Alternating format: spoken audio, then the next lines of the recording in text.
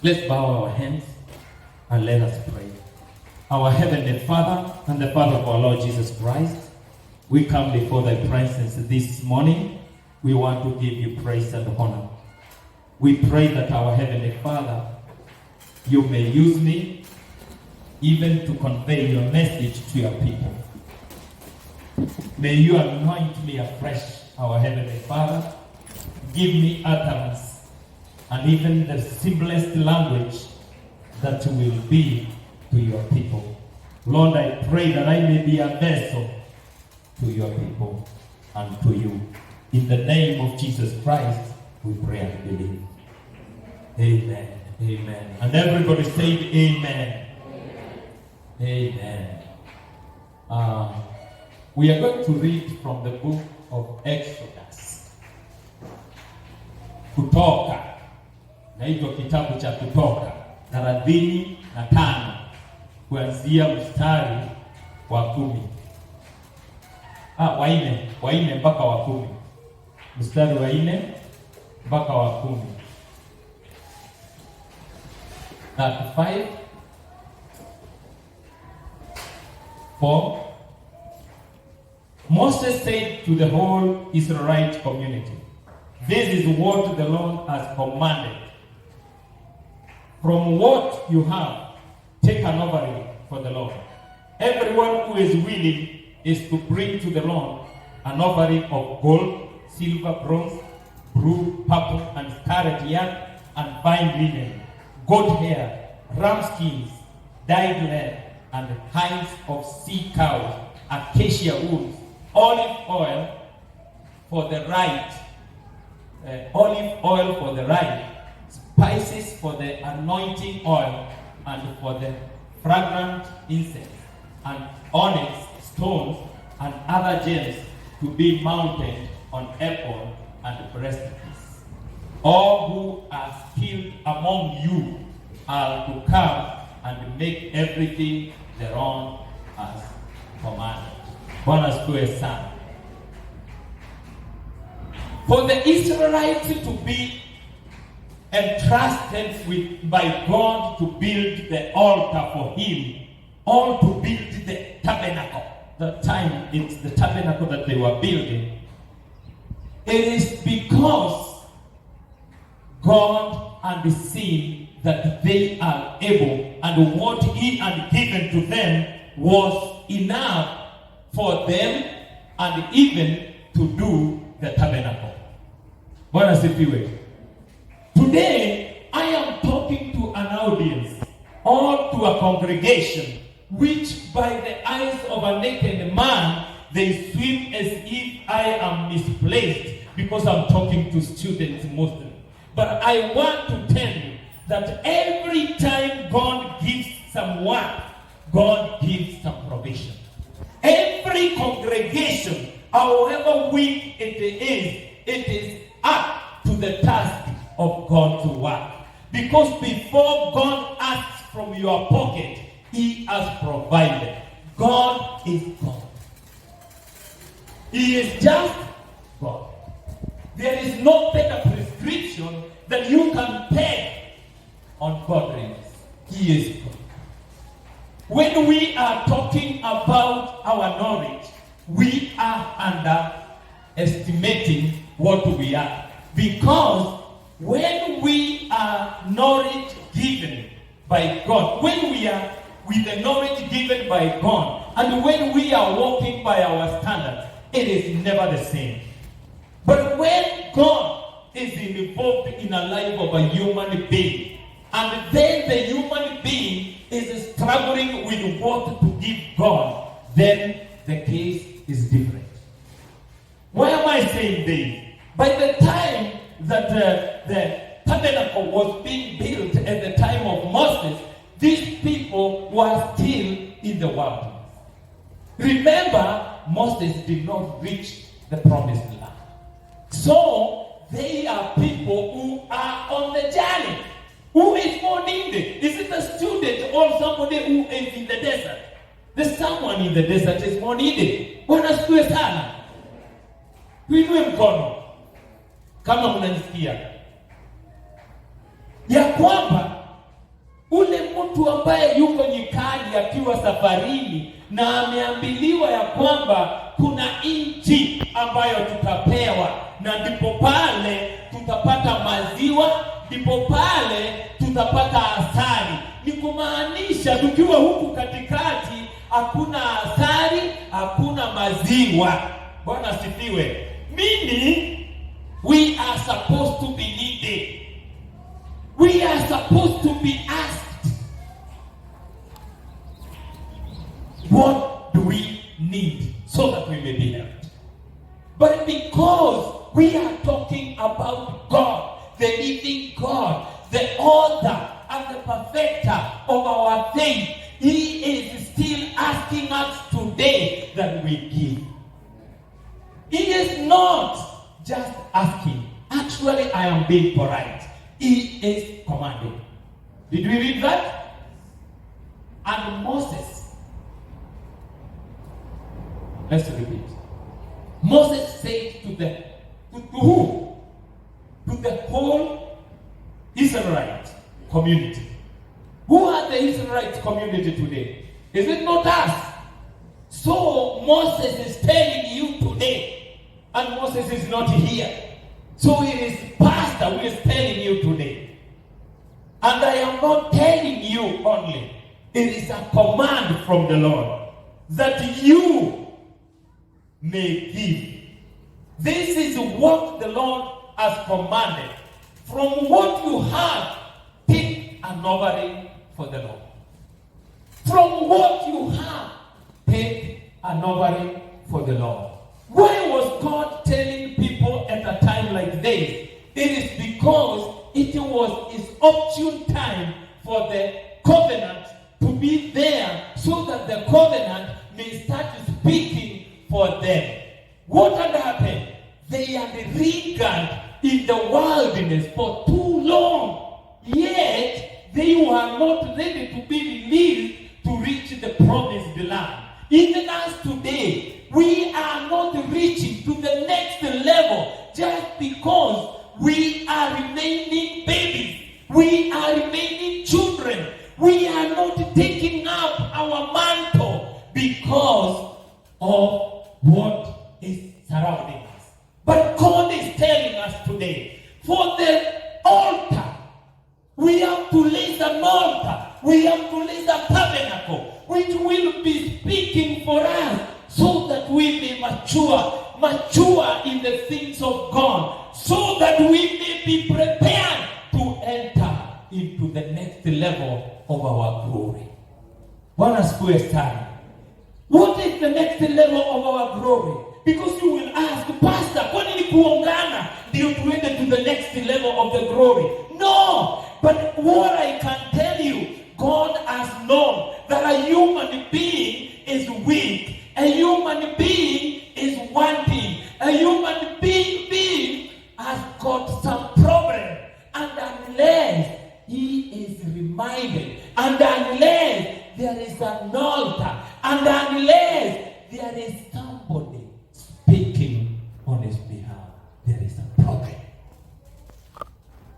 That is why, even if you are such a strong believer, unless you are undergoing trials, if it is not a trial, you stay without going to fellowship, you stay without interacting with the brethren, you will be weak day in, day out. And at the end of the story, you will be nowhere. That is why the Bible is telling us, don't neglect the coming together of the brethren. And those people who don't go to fellowship, people who don't read their Bible, people who don't pray, they are never strong in their faith. They are always children upstairs. Until when they will start looking for the things of God. Bwana asifiwe. How do you look for the things of God? They are easy as they are, but they are as hard as a human being can think. Because when it comes to giving, it becomes another story. People don't like giving. And now, if they have come to to a time that the Israelites were used to being given so much, such that when they think they have stayed for long without having meat, they started grumbling, they started complaining, telling God, wewe hata kule tulikuwa tunakula nyama. That's a spirit of grumbling and complaining, and it is a spirit of immaturity. When God was with the Israelites, I was thinking there before that this must have been the most difficult people I've ever seen in my life.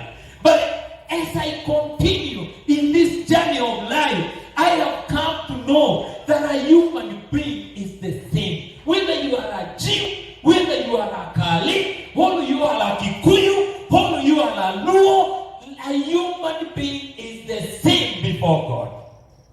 The difference is to know Christ and know Him in truth. This time round, when God is talking to Moses and telling Moses to go and command the people, he had just come from the mountain for 40 days. He was full of the Holy Ghost. He was full of the power of God. Today, I am commanding you in the name of Jesus Christ that you must, because a command is not a request, that you must give to God a holy offering. Those who don't have money, the Bible is talking about you giving your skill, because God needs that skill in His house. There were people who didn't have anything. All that gold is being asked, all those things which are being asked, even the silver, but they were very skillful when it comes to the work of building the tabernacle. Today, we have people who don't have, but you have, because God is not calling somebody who is giving skill as somebody who does not have. And that is why I was talking about someone who is so senior, yet she washes toilets. About my Sunday story that I wanted to give before it gets overtaken. It is about the giving of our bodies. It is about giving our hearts to God. It is about knowing that the first thing, the first qualification before we get into giving offering, it is giving your heart to Christ. And give it with all meaning. With all meaning heart. Because there is a friend of mine, he's called Dubi. He's in Mombasa. He's a lawyer. Dubi, mostly when I go to Mombasa, he is the one who does my agreements. Even when I'm not gone, he is the one who does our agreements down there when we are buying. And he has a brother who is also a lawyer here in Nakuru. Now, there was a lady in his house who is a Giriama, and she has been very good, because I remember that whenever I went and I wanted to come upland with mangoes or those things, you remember those things? You call them nuts. Zinaitwa nini? Nasi. She is the one who goes to buy for me, and I will find her where we have agreed. She is an elderly lady. She is a mother. She had a daughter who, by God's grace, got admitted at Kabarak University. When she was here, and she was in her second year, it's about 2-3 years ago. They are very, very good brothers. Dubi, regardless that he has come from Kisiland, he is not in the Saturday church is called what? Seventh Day. He is not in the Seventh Day Adventist. He is with the Deliverance Church. Zikwatani. Deliverance Church Vikwatani in Mombasa. That's where I fellowship. Now, whenever I go to their house, I was getting amazed by this lady. She is elderly and she can lead very well in songs. She can also do prayers very well and then welcome people even when the owners are not there. And as we are, with time, I came to be close to her and know her more. Now, when the daughter came to Kabarak University, it became even that we are closer because she will send the daughter when she is needed. And you imagining that this is a house lady, you can see what kind of payment she gets. She couldn't sustain a daughter here. But now the employer, who is my friend, and said that because this lady has taken very good care of his children, he will educate the daughter. The daughter, in her second year, came to me. They had crossed for December holidays, I think either on a Thursday or a Friday. I don't remember very well. I think it was on a Thursday. But now she came like 3 days to me before then.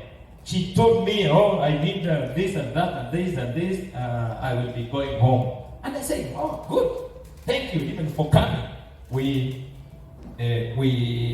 had some tea together at my office, and then I gave her what I could give her, and she went.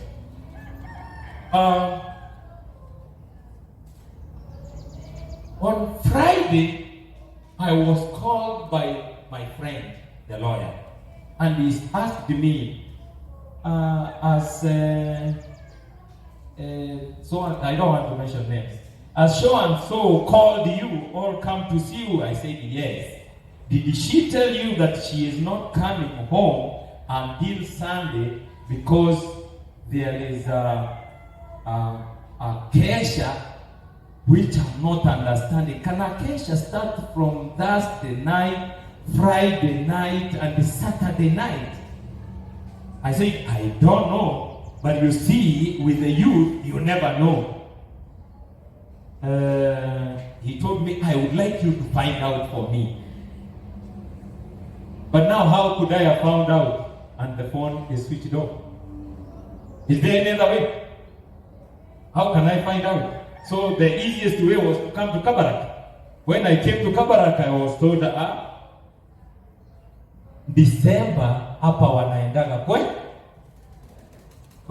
Ni wachache sana weko around. So who can I ask? I was told, hiyo enda kwa administration. Kwenda kwa administration, wananiambia mzee, student moja kati ya wote, unless police comes telling us we have a problem with this one, but wewe kutaka tumutafute, ni ngumu. Then I said, okay. I called my friend and I told him the same. Now, on Saturday morning, very early morning, actually it was 4, he called me. And I took my phone when you have a sleep. So, you know, 4. He told me, Pastor. And then I asked him, because I had looked and seen the name, that's why I took it. Hey, why are you shouting, lawyer? He told me, this one is bad. Our girl has gotten an accident. You have to go and rescue them. And I asked, what? An accident? Yes, at Kikobe. What is the problem? You go and tell us. We also don't know. Who has told you? The police. I thought I better not go because it was too late. Then this girl, she had switched off her phone. You see, she had become a problem to me. But I decided, let me call the brother, the other lawyer in Nakuru, so that we see. I called him, sorry. And when I called him, he told me, I have also been called. So I'm on the way. I'm calling the police, no one is speaking. Then I told him, he stays in Kiamoni.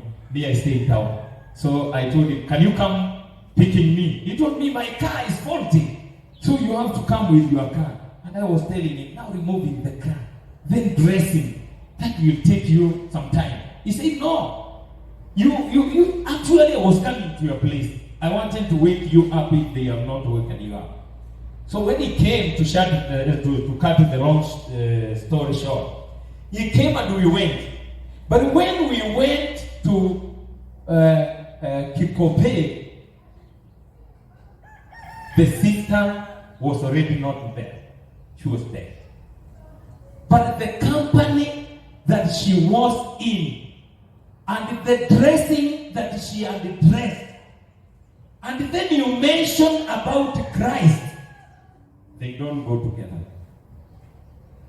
They are not meant to be together. And the only boy who was surviving, he is still there, but he has never come out of machines,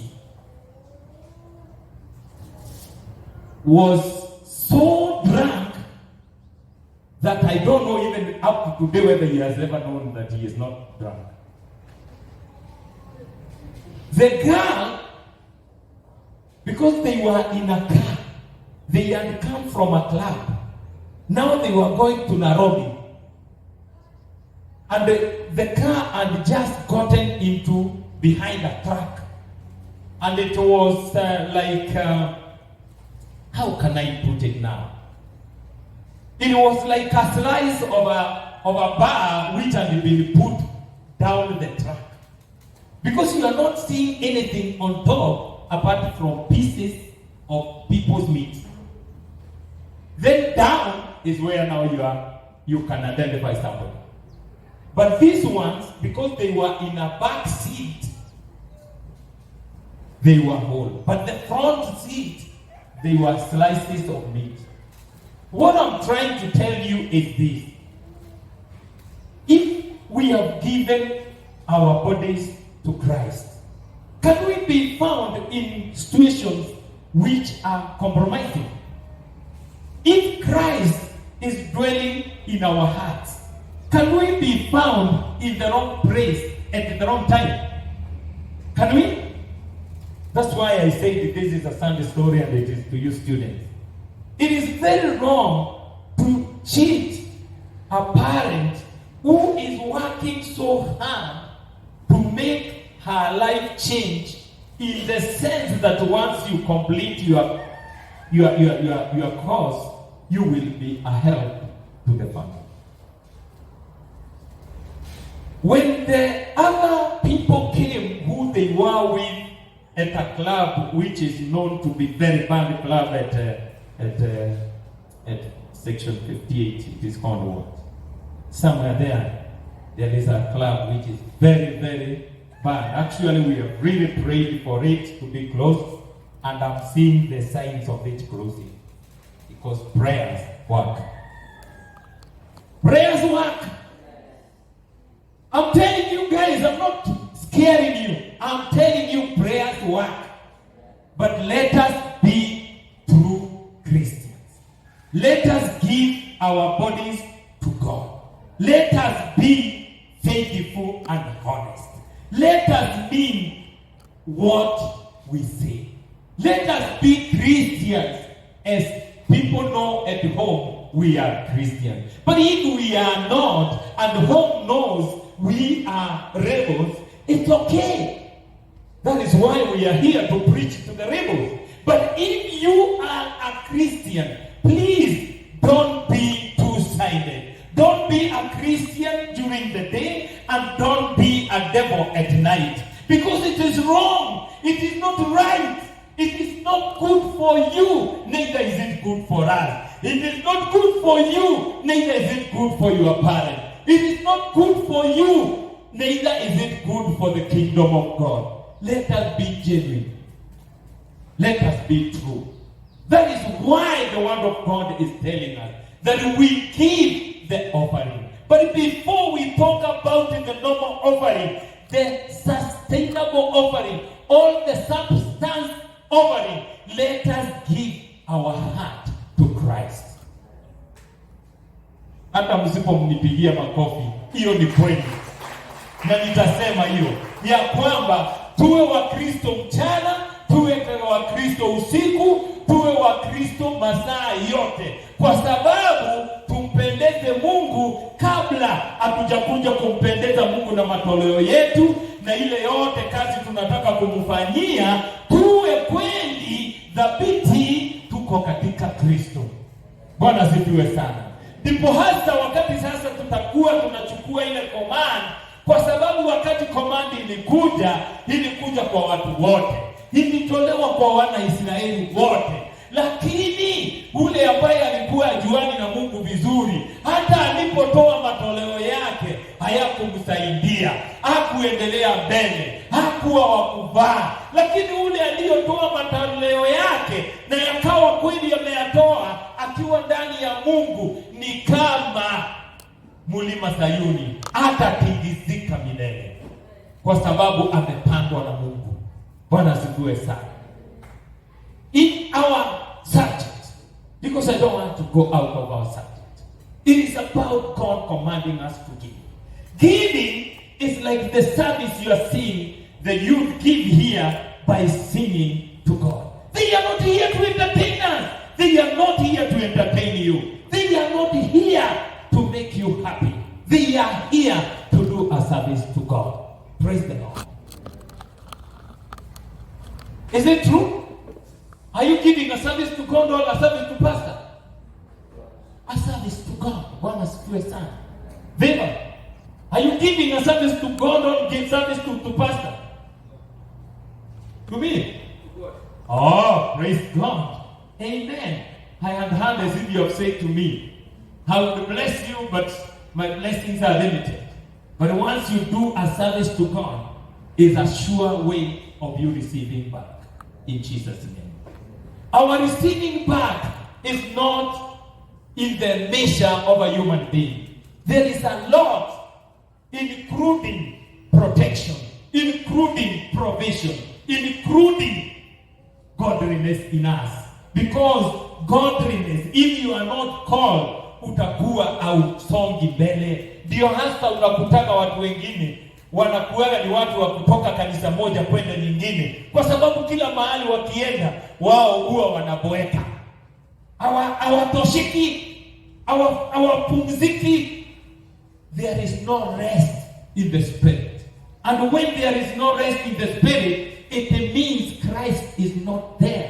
Because the picture we have about the Christ, it is in the fruits of the Spirit that we are told. That He is meek, He is loving, He is caring, and He is mvumilivu. Bwana asifiwe sana. He is patient. Even if your church, right now the pastor is speaking about giving, and when the time of giving is mentioned, you feel like running away. But you have Christ in your heart. You will stay and you will give, because that is a command from God. Surprising. And I want you to get this. God is never asking you to give what you don't have. God will not come telling a student, give 100,000, whereas you know even the school fees, you have never touched it together.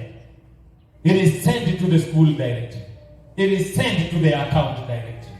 God will tell someone he has given in terms of thousands and thousands to give money. You, as a servant of God, whatever you have, remember it is God who has given you. And if all people will give money, that is when you will know what is happening in the churches in most of the European countries. That you will go and find a very magnificent church built 1,000 or 3,000 years ago. But the only person who is in that Sunday service is 3 old women and 1 old man and the pastor. The pastor is paid by the state, so he comes and murmurs someone and the service is over. That is what is happening in those countries. But when the Spirit of God is alive, when from within us there is the indwelling of Christ, then our giving will be holy. Our services will be to God. When I start telling you here that the choir we want is not because of the 4 microphones we have. We also need the backup. We also need the people to play the guitar. We also need the people to do to alternate in this equipment that God has given us. And then you are looking at me as if I don't know what I'm talking about. Who is on the wrong? Because someone is on the wrong, and it is not God. God is on the right. He has given you the skill. He has given you the ability. Why are you not coming and giving the service that God has given you? If it is money, why are you not giving that money in the house of the Lord? And God is expecting you to give. And mark you, I am not preaching this because I am needy. Neither is the church needed. But it is the word of. Hebu nipungie mkono kama unaamini ni neno la Mungu. Ni neno la nani? La Mungu. Kwa sababu kuna mahitaji mengi sana katika kulembesha nyumba ya Mungu. Na kama unataka kujua, uangalie kutoka hiyo laini nyingine. Inasema take an offering for the Lord. Everyone who is willing is to bring to the Lord an offering of gold, silver and bronze. Hizo zote tukaanza kurembesha nazo hapa. Kuna makosa. Iko makosa tukitengeneza nyumba ya Mungu. Kwa hivyo usione ni kama ukitoa simiti moja ni kama umetajirisha pastor. These things don't belong to me. Even me, I bring mine here so that God may hear me. Others will ask me, why give? In the book of Numbers, that 150, the Bible says that when we give to God, it is an atonement unto God. Atonement ni nini?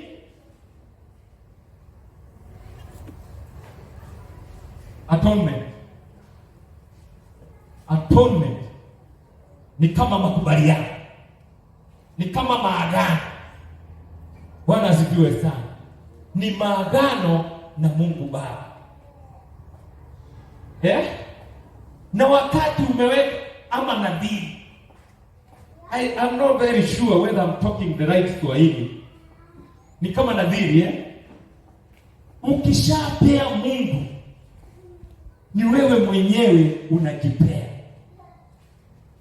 Hebu angalia uone watu wote katika Biblia, wale waliokuwa wakufanikiwa zaidi, tukianza na Abraham, tukianza na Isaka, na hata wale wengine wote, usikie vile ambavyo Biblia inasema walikuwa wamebarikiwa, to a point that they could give the government loan because they were so rich, but they were giving a lot.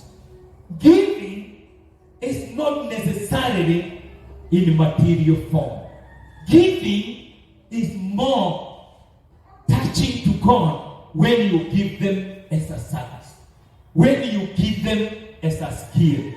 For example, when we started our Sunday services here, my son was not giving me money, but he did something which I didn't know. He recorded our programs and he threw them into the YouTube. He has been doing that up to now with my phone. He is not using even camera. he is using my phone. What does that mean? He rendered that as a service to the Lord. And to the glory and the honor of God, it has really helped us. People have written, people have helped us in our construction and in our equipment through that program. Bwana asifiwe sana. I remember one called me asking me, Ibrahim, what happened? You're no longer at LCC. And I said, no, I'm no longer at LCC. But why are you asking? No, I've seen you in the YouTube and you are preaching in a tent. That is not LCC. I said, it is the baby, the newest baby of LCC, which has been born. But who has put it in the YouTube? He said, I don't know, but it is in the YouTube. Is that not God? Is that money? Did he give money? He didn't give money, but he gave his services to God. That is what giving entails about. When you are giving your skills into the work of God, it is more than money. Somebody like Kevin has given both money and his time. When we were having Kesha, he is the one who was dealing with the police. He told me, Pastor, relax. About the police, I will handle it. Is that a service to me? It is not a service to me. He gave and rendered a service to God. Is that money? No, it is not money. It is skill. When we were starting here, he is the one who was distributing materials all over, telling people that we are starting. We are starting a service. Is it your work for people to come? No, you can't force them. But it is your work to give awareness. Bwana asifiwe sana.